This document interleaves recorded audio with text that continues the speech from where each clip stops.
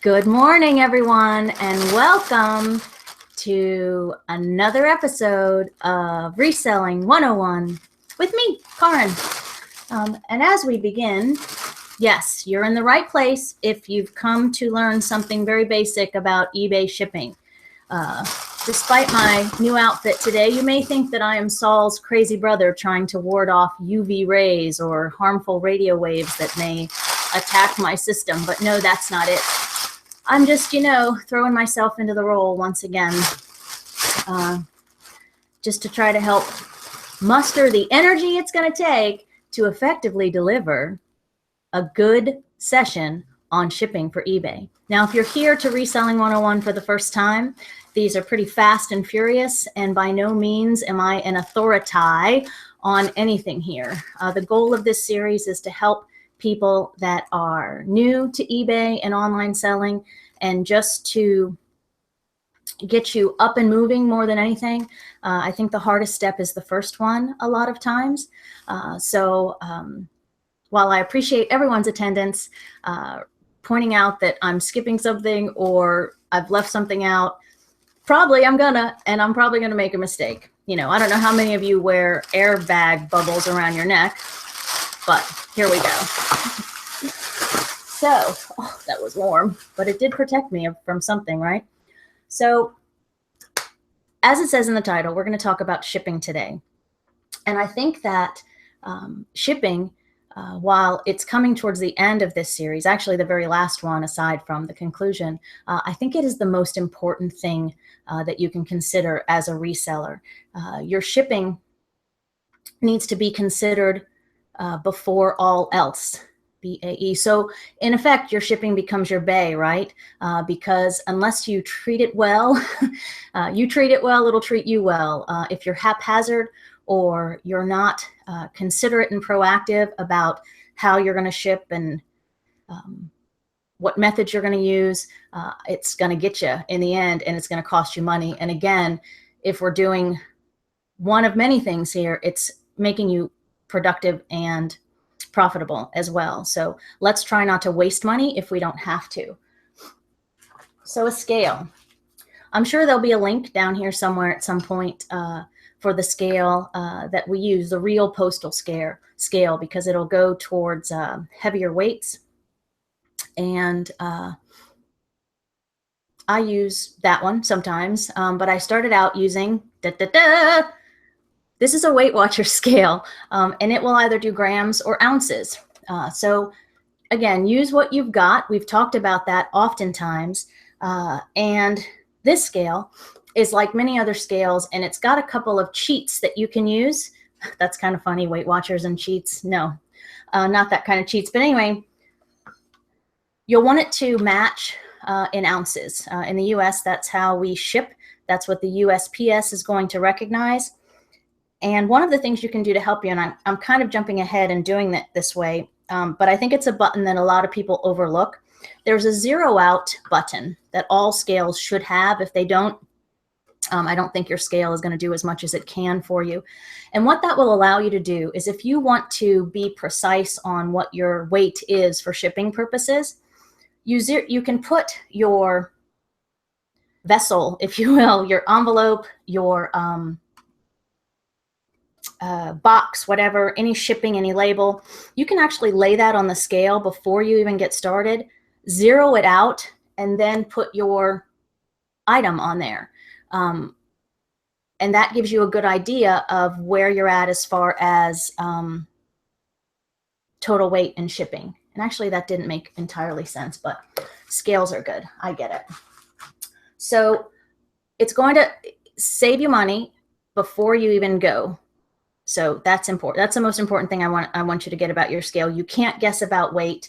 It's just going to hurt you in the end.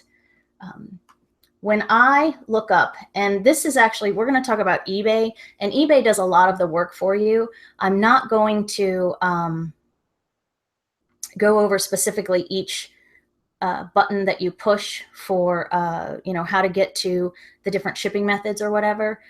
Because eBay will do the work. So what I'm going to tell you guys to do, as usual, I'm taking a different approach to how to ship. I want you to learn it and that way you're going to maintain it in your brain. If you look it up yourself, I'm not a big fan of letting someone else do the footwork for me. So when I want to know something, the Google is your friend. So for today, for example, all I did was Google USPS, United States Postal Service, rate chart 2017. Now, USPS.com, not .gov, .com, USPS.com is a wealth of knowledge. And when you input that into your search, there's going to be a link that comes up that will help you differentiate between all the different shipping methods. And I'm pointing this out to you because there are other sites. I think Pitney Bowes would be accurate as well, but you'll find images and other people's charts and PDFs and suggestions. And I want to warn you to be really careful of that because, one, you need to make sure that they're up to date. Can always consider the source. So someone could have put that together ago, or the numbers and things that have been put out on that PDF could be specific to their region or their city. So if they tell you that it's going to cost this much to send something priority mail, it might matter where it's coming from, and that's vastly different from what your rate is. So when you're looking at the images and other people's work or compilations, you really need to the information that you're getting is accurate. And the most accurate place that you can get your information when it comes to shipping via the Postal Service is to go directly to their website. So do that. Educate yourself, because I think that one of the most common mistakes is people will say, well, I'm going to send it priority mail. Bit of a difference. There's priority mail, there's priority mail flat rate, and we're going to talk about that. But there's different degrees. There's also express money, comparatively speaking. But educate yourself and make your own chart. Don't rely on someone else's chart. I think that's mainly the point here. So supplies and tools are important. We talked about the scale being one of the most important things you can have, because you don't want to mess that up. And most of the things that you have, you can actually recycle. I saved, at the beginning of this, these little sealed air pockets weigh the least, and they're, you get them in just about any shipment that if you're buying things, these are going to come with. So I will save these to recycle. Now, I'm not saying I would do this for selling something on eBay, but I think this is an Amazon. This is an Amazon Prime box, right? And it's a small one. I save a lot of those, sometimes too many, and they form this really big pile outside. Tape gun, or they make like a desktop version where you can just put it on a tape roll. The shipping tape is very important as well. You can get it at Walmart, Sam's, Costco. You can order it online, whatever. But these tape guns are invaluable. You don't really want to ship something and rely on, the kind of tape that you would use to wrap a Christmas present. That's not going to do it, right? So tape gun, also very important. Now, a lot of newspaper is kind of iffy if you're thinking about using, because if you're shipping something that's fragile, for example. I mentioned the air pockets. I'll also recycle peanuts, styrofoam peanuts. Newsprint is iffy because the ink will come off onto the item and get all over everything else. So brown craft paper or tissue paper, recycle it when you can, but be mindful of the cost of those things too. So you need to find your own balance between what's going to work and be effective, and then what's going to serve your purpose and not, spend all your money for you. And I think tissue papers are great and all, and you put little pink flamingos on them, yay. But if you're spending, $10 for this pack of tissue paper, while it's going to look nice when it gets on the other end, when you're first getting started, I don't think you need to go that far. Just make the best of what you've got. You can also get a lot of your shipping tools free from the post office. You can actually walk right in and get them.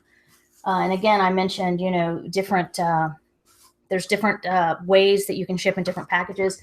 This is a priority mail flat rate envelope, and it's going to say right there.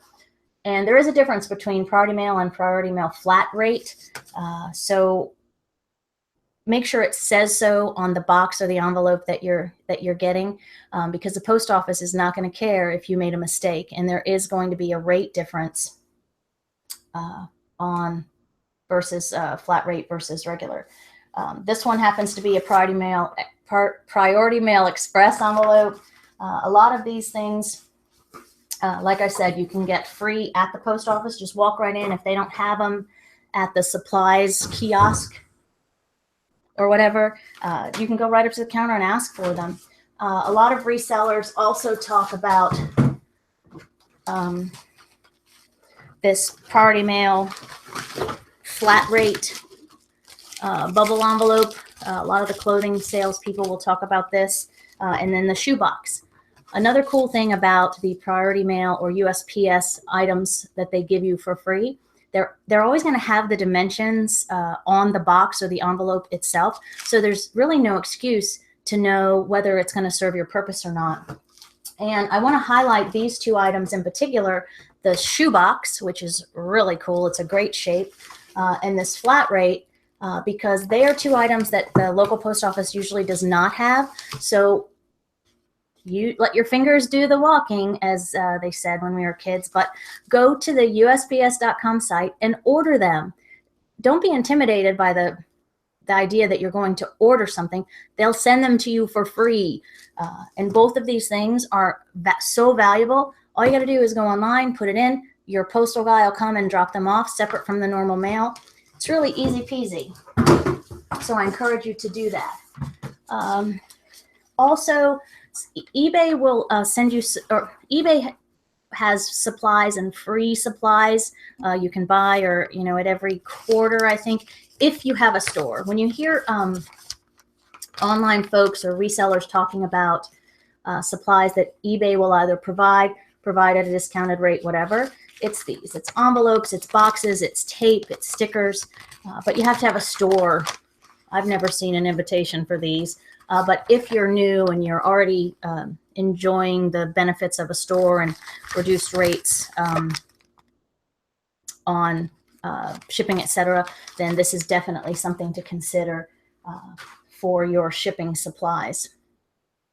Now, that being said, saying that the shipping items will come free from the USPS, I'm going to throw out there that nothing is actually free. In this case, it costs the post office, right? So their investment in you and giving you something free is that you're going to spend your money and ship through them. Everybody's happy, right? One of the other very common mistakes that people make, and we always joke around here that it's the Ben test, because I can remember in talking about putting things online for him, this was a couple years ago, bless his heart, we talked about whether or not, the shipping, and well, he's like, we'll just offer it for free. And I'm like, well, okay, but you're going to have to pay for it. He's like, nuh-uh, it's free. Wait for it. So nothing is free. If you're going to put your item up and list it, as eBay will just about beg you, bombard you, email you to do, it's not free. It's going to be free to the customer. It's not going to be free to you. So when you price your item, it's going to cost you. So if you've sold this pair of jeans for $26, at least 6 of it, well, if supplies, etc., but is going to go towards shipping it if you're offering free shipping. So just always remember that. And if for some reason they want to return it, the shipping could potentially cost you again. So you've given it to them for free on the front end. They have to return it for whatever reason. So it might cost you again. So consider that when you're considering the options for how you're going to ship. And remember that nothing is free. And a lot of folks will get involved in this, get in the middle of it, and realize that it's just not what they thought it was going to be. So be smart, educate yourself. The one recurring theme here is that you need to just read up. Weight, method, distance, also has an effect on what your postage is going to cost you. USPS says that under each description of each line item on different methods, first class, priority mail, etc. You can get up to about 12 ounces on first class. I'm not going to talk about all of the different ways that we can ship. The three biggies for eBay are free shipping, and we just talked a little bit about that. Calculated, where you're not going to list a, it's not going to be a rate, the same rate for everybody, so it's going to vary on once the sale is completed and how it's going to go and where it's going to go. Or you can set an amount, but always remember that when you're collecting the money for shipping, that still counts as income for you. So there's that gets calculated into your fees and everything. So don't forget that. First class, priority flat rate. Those are the three that I'm going to concern myself with personally, because the people want a good price and they want it yesterday. So I think there's other ways like parcel post, and you can send it regular ground, or you've got so many options on how you can ship things. But the way I look at it is I want to be done with it and get it to the person and make that person as happy as possible as soon as possible. I also want to be able to have it tracked and insured in case that there is a loss. It doesn't get delivered, it gets delivered to the wrong place, whatever.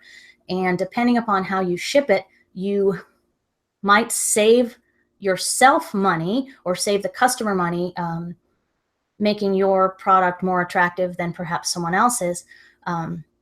But it's a trade-off. So it's going to maybe take longer to get there, or if heaven forbid something bad happens, you have no recourse. You can't put in a claim for that, $200 Walkman or shoes or whatever, depending upon how you ship it. You also need to make sure you package it correctly if it's breakable, because you're going to have a hard time selling that to a claim that you make. Educate yourself. Go directly to the source. I think I've said that until I'm blue in the face. For me, being timely is the most important. Whether you're going to ship it out same day, next day, within 2, whatever. Again, people want it when they want it. And there's always a possibility that if you are going to take too long to get it, they're just going to move on to somebody else. And I would hate for that to happen to you guys. So if you're doing anything, I hope that you're developing good habits right out of the gate, and that this